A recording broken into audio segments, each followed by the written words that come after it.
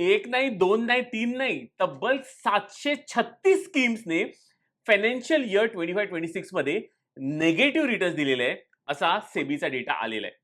मित्रांनो, ह्या व्हिडिओमध्ये आपण तो डेटाला तर बघणारच आहोत, पण आपल्या पोर्टफोलिओमध्ये अशा नेगेटिव्ह परफॉर्मिंग स्कीम्स न येण्यासाठी किंवा आपल्या पोर्टफोलिओमध्ये जर नेगेटिव्ह स्कीम्स ऑलरेडी आहेत, ते खरंच खराब आहेत का? हे आपल्याला समजण्यासाठी काय महत्त्वाचे डेटा पॅरामीटर्स, एक 5 महत्त्वाचे डेटा पॅरामीटर्स मी तुम्हाला सांगणार आहे. चेक करणं गरजेचं आहे. पोर्टफोलिओला चेक करणं गरजेचं आहे आणि हे जर तुमचे ते पॅरामीटर्स बसत असतील, तर नक्की तुम्हाला विचार करणं गरजेचं आहे, की हा खरंच माझा म्युच्युअल फंड, माझ्या स्कीम जो माझ्या पोर्टफोलिओमध्ये तो खरंच माझ्यासाठी आहे का? ओके. आजचा व्हिडिओ प्रेरित आहे वन ऑफ द कट्टर फॉलोअर्स ज्यांनी हा मेसेज टाकलेला आहे, SJG9F. ओके.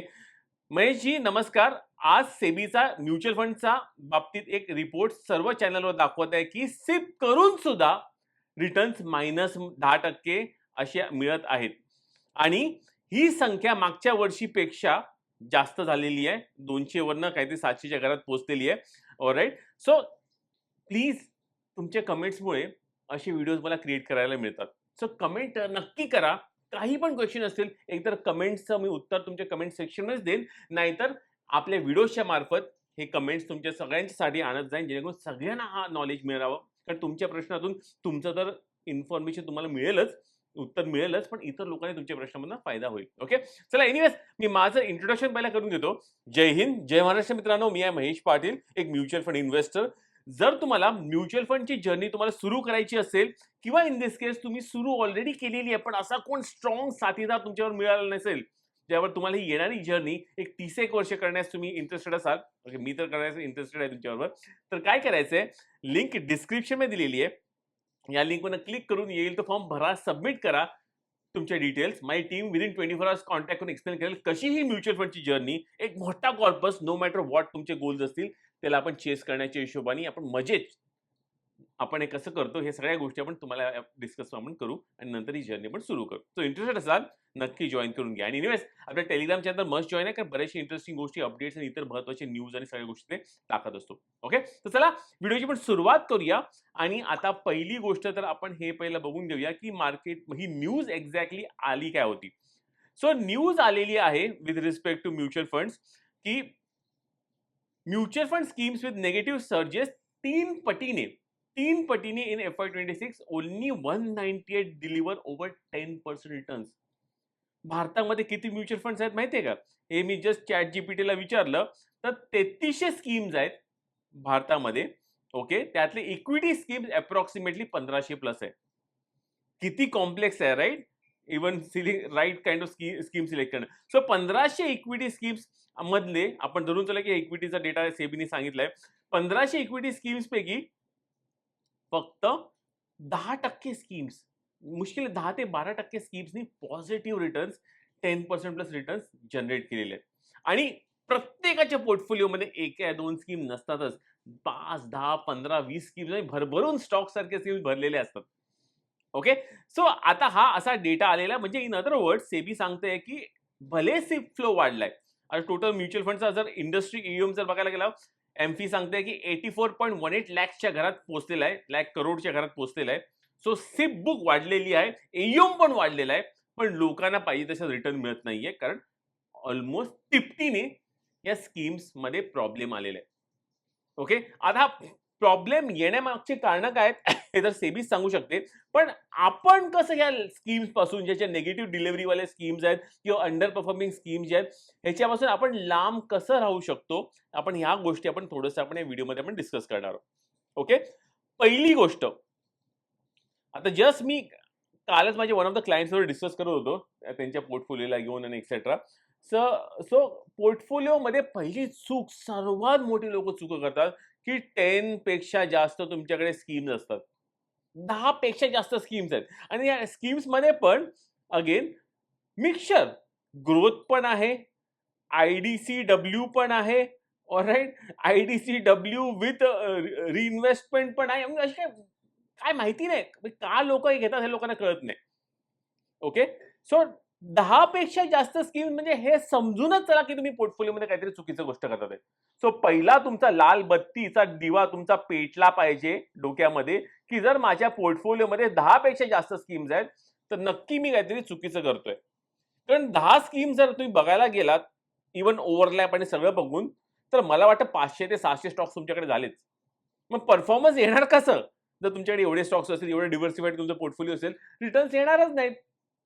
म्हणजे पाहिजे तसे रिटर्न्स येणार नाहीत. सो या गोष्टी बघताच पहिलं तर सर्वात महत्त्वाचं प्रत्येकाने म्हणजे 10च्या वरती स्कीम्स पोर्टफोलिओमध्ये नसल्याच पाहिजे. आता सेकंड गोष्ट अशी आहे, की आपल्याला मग काय करायचं काय? कुठली स्कीममध्ये आपल्या स्कीम आपली शॉर्टलिस्ट करायची तरी कशी करायची? सो त्यासाठी पहिली गोष्ट तर आपल्याला तो फंड हाऊस जो आहे, ओके, फंड हाऊस जो आहे, हा किती जुना आहे तो बघा पहिलं. एक किमान 3 वर्ष तरी जुना असला पाहिजे मिनिमम. लोकांच्या मनात काय असतं माहिती आहे का? अरे एन-एफ-ओ आलाय, ₹10 ला युनिट मिळतंय. मी ₹10 युनिट कधीतरी ₹100 जाईल. जाऊ शकतं, नाही असं नाही. पण एक कुठलाही नवीन व्यक्ती जेव्हा धंदा उघडतो व्हर्सेस एक जुना एस्टॅब्लिश प्लेयर ज्याचा धंदा चालू आहे, तुम्ही कोणाला पैसे द्याल? जर तुम्हाला तुम्हाला तुमचे पैसे कोणाच्या धंद्यामध्ये लावायचे असेल, एका नवीन व्यक्तीच्या धंद्यामध्ये पैसे लावाल, की एका जुन्या व्यक्तीच्या धंद्यामध्ये पैसे लावाल? जुन्या व्यक्तीच्या एक्सपिरियन्स. सो मग एक सामान्य माणूस हा एन-एफ-ओच्या नादी लागतोच कशाला? तेच मला कळत नाही. कशाला लागायचं एन-एफ-ओच्या? Just fancy. अरे आता कुठला जो सेक्टर चाललाय सेक्टरमधला तो सेक्टरमधला मी घेऊन टाकतो. डिफेन्स चाललेला डिफेन्स घेतलं. पी-एस-यू चालले होते, पी-एस-यू घेतले. रेल्वे चाललं, रेल्वे घेतलं. असा करत एवढे पोर्टफोलिओमध्ये स्कीम्स होऊन जातात, मग पोर्टफोलिओ अंडर परफॉर्म करतो. सो पॉइंट पहिला अगेन दुसरा पॉइंट आहे, की कृपया करून एन-एफ-ओ कडे जायचं असेल, तर प्रश्न विचारा, की ज्या दुसऱ्या जर स्कीम्स एवढे जुने टेन्युअर्ड मॅनेजर असताना, तर या स्कीममध्ये मी का जाऊ? Okay. So NFO schemes ideally much more better आहे. जर अव्हॉइड केली नाही तर ही पण एक लाल बत्ती आहे. जर तुमच्याकडे भरभरून एन-एफ-ओ स्कीम्स असेल त्यांचे अंडर परफॉर्मन्स असण्याचे चान्सेस जास्त आहेत. कारण त्यांच्याकडे एक्सपिरियन्स कमी आहे. ओके. आता तिसरी गोष्ट जेव्हा आपण फंड सिलेक्ट करतो.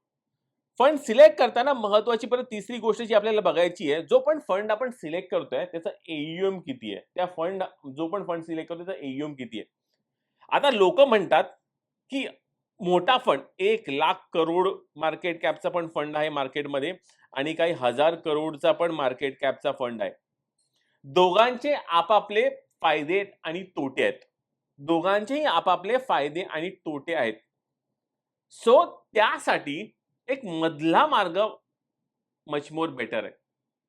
मधला मार्ग म्हणजे काय, की एक्झाम्पल जर आपल्याला 3 ते 4 पोर्टफोलिओज म्हणतोय 3 ते 4 म्युच्युअल फंडचा जर पोर्टफोलिओ आपल्याला क्रिएट करायचा असेल, तर या 3 ते 4 मधला आता याला इथे आणतो 3 ते 4 मधले हे जे म्हणजे असतील जे mutual funds mutual fund 1, mutual fund 2, mutual fund 3.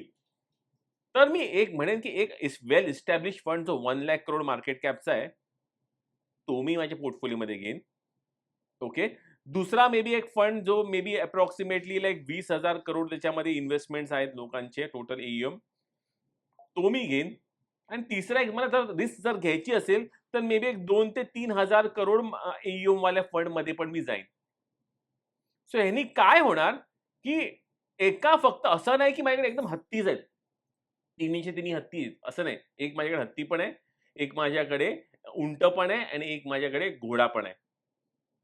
Okay. So अशा प्रकारे पण एईएमला बेसिसला पण एईएम ॲज अ बेसिस घेऊन पण बघा, की काय तुमच्या पोर्टफोलिओमध्ये ओव्हरऑल जे पण फंड्स आहेत त्यांचे जनरल एईएम काय आहे?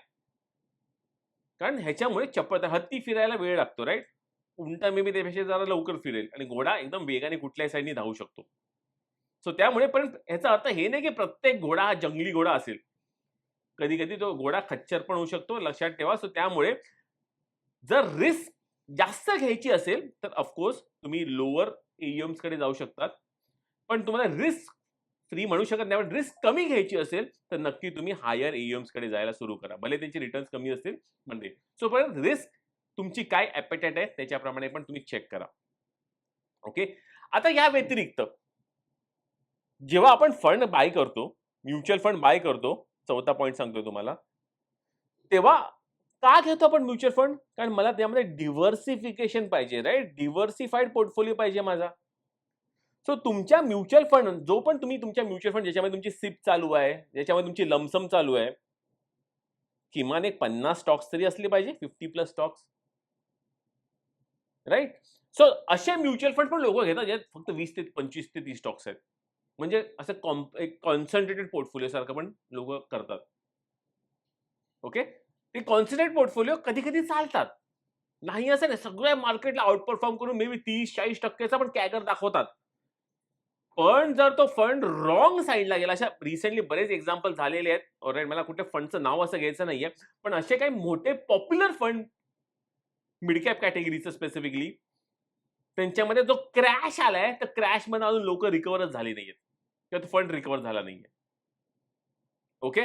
सो कृपया करून अगेन म्युच्युअल फंड हा डिव्हर्सिफिकेशनसाठी आहे. सो जो पण फंड आपण सिलेक्ट करतो, त्यामध्ये ॲट लीस्ट 50+ स्टॉक्स तरी आहेत ते बघा. ओके? आणि 5वा आणि लास्ट पॅरामीटर. आपण स्टॉक्स घेताना बरेचसे लोकं आपण महाग आहे का स्टॉक? ओके? हे आपण रेग्युलरली बघतो, राइट? महाग म्हणजे व्हॅल्यू वाईज नाही, सॉरी अमाउंट वाईज नाही, valuation wise. Same thing mutual फंडमध्ये पण जे सगळे टोटल स्टॉक्स आहेत, त्याचा एव्हरेज म्युच्युअल फंड त्याचा पीई किती आहे हे पण सांगतो. जर कुठलाही म्युच्युअल फंडचा पीई 40 ते 50 च्या वरती असेल, ओके, 40 ते 50 च्या वरती असेल, ऑलरेडी सुपर एक्सपेन्सिव्ह पोर्टफोलिओ आहे तुमचा. सो त्याच्यामध्ये जर तुमचा पोर्टफोलिओ चाललाच नाही, मग दोष देऊन उपयोग काय? कारण ते स्टॉक्स ऑलरेडी एक्सपेन्सिव्ह आहेत, जे तुम्ही घेतलेले ज्या फंडमधला.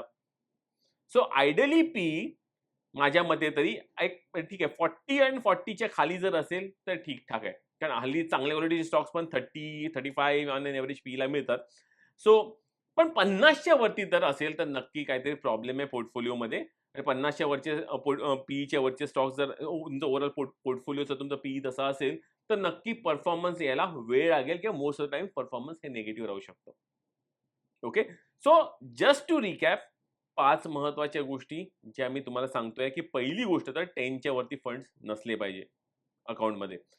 सेकंड गोष्ट म्हणजे ते फंड हाऊस किमान 3 वर्ष तरी आहे असला पाहिजे. एन-एफ-ओ-युनिफोच्या नादी जास्त लागू नका. ओके. फंड हाऊस आणि फंड स्वतः पण किमान 3 वर्ष तरी जुना असला पाहिजे. तिसरी गोष्ट एईएम. एईएम जसं मी सांगितल्याप्रमाणे बायफर्केट करून डिस्ट्रिब्यूट करून तसा तुम्ही पैसा लावू शकता. एका मिड कॅपमध्ये तुम्हाला लावायचं असेल, मिड कॅपमध्ये समजा 2 ते 3 फंड्समध्ये लावायचं असेल, तर इन दॅट केस एक मोठा फंड घ्या, एक मीडियम साइज फंड घ्या, एक स्मॉल फंड घ्या, पण सेम कॅटेगरीचा घेऊन तुम्ही ते मिक्सचर क्रिएट करू शकता. जेणेकरून जर ह्याच्यामध्ये डिव्हर्सिफिकेशन कशावरती मिळणार आहे? फंड मॅनेजरवरती मिळणार आहे. ना की कारण त्यामध्ये स्टॉक्स जर तिन्ही पोर्टफोलिओ जर मिक्स कराल, त्याचे ओव्हरलॅपिंग तर मेजॉरिटी ऑलमोस्ट 40 ते 50% ओव्हरलॅपिंग असेल. पण जस्ट फंड मॅनेजरची स्टाईल जर आपल्याला डिव्हर्सिफाय करायची असेल, फंड मॅनेजरवरची बेट आपल्याला शुअर नसेल, तर आयडियली या ह्याच्यामध्ये गेलं तर मच मोर बेटर आहे. चौथा पॉइंट जो सांगतोय परत, ऑलराइट, महत्त्वाचं म्हणजे परत लक्षात ठेवणं आपल्याला गरजेचं आहे, की काही पण करून आपल्याला डिव्हर्सिफिकेशनसाठी आपण म्युच्युअल फंडमध्ये पैसा लावतोय. सो 50 च्या खालचे स्टॉक्सवाले म्युच्युअल फंडमध्ये कशाला जायचं? प्रश्न स्वतःला विचारा. मग स्वतःच डायरेक्ट स्टॉक इन्व्हेस्टिंग करा ना नाहीतर.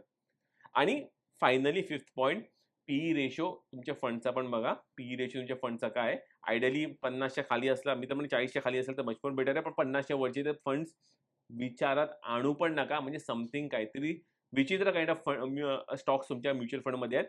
ते परफॉर्म करतील, नाही करतील आपल्याला काय माहिती नाही. ओके. सो मित्रांनो, आजच्या व्हिडिओमध्ये आपण एवढंच आज कंप्लीट करूया. तुमचे क्वेशन्स येऊन दे. ऑलराइट.